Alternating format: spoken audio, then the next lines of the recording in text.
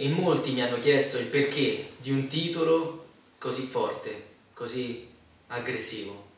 Se anche tu hai avuto lo stesso dubbio o ti sei posto la stessa domanda, ti voglio rispondere immediatamente. Sul retro del libro, ti cito una delle frasi, scrivo che ogni giorno che passa 1000 persone in Italia si ammalano ineluttabilmente di cancro.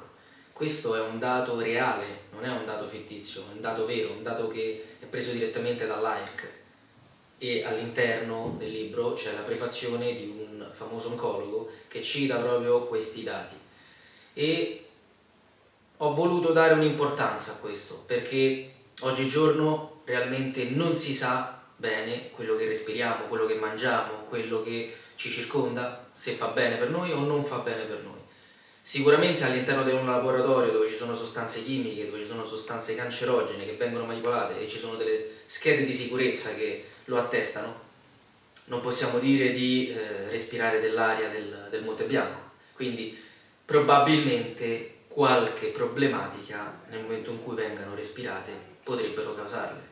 Ecco il perché di questo libro, ecco il perché ho deciso di aprire il portale Kizard, che parla proprio delle cappe chimiche e delle cappe biohazard.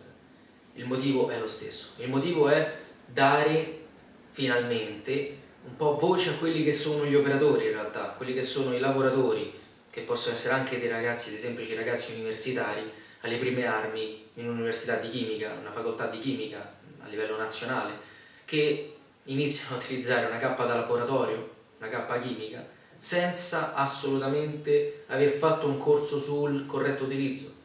Immagina se un pilota di Formula 1 venisse messo all'interno di una macchina a 330 km/h senza insegnargli cosa deve fare, cosa deve schiacciare, quali tasti deve premere, come utilizzare il suo veicolo nel modo più appropriato affinché non si vada a schiantare contro un muro.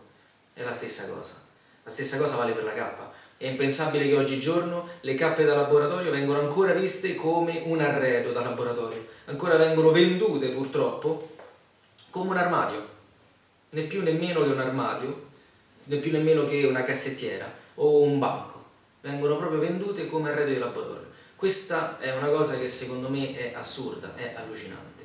Nel 2016 non capire ancora che i dispositivi di protezione collettiva sono appunto un bene per tutti, perché proteggono la collettività, non capire che devono essere utilizzati nel modo corretto e utilizzare nel modo più appropriato, oltre che manutenerli nel modo appropriato, può salvare la vita di quelli che sono gli operatori, le persone che lavorano e che mettono le mani in pasta tutti i giorni, ma anche chi sta negli uffici, ma anche un semplice cittadino che va in un laboratorio piuttosto che in un ospedale, università, per altri discorsi.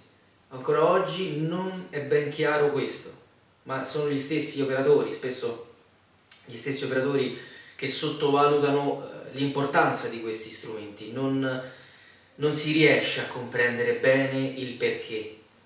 E quindi tu ti senti veramente di poter dire con assoluta certezza di saper utilizzare le cappe nel modo più corretto, più appropriato?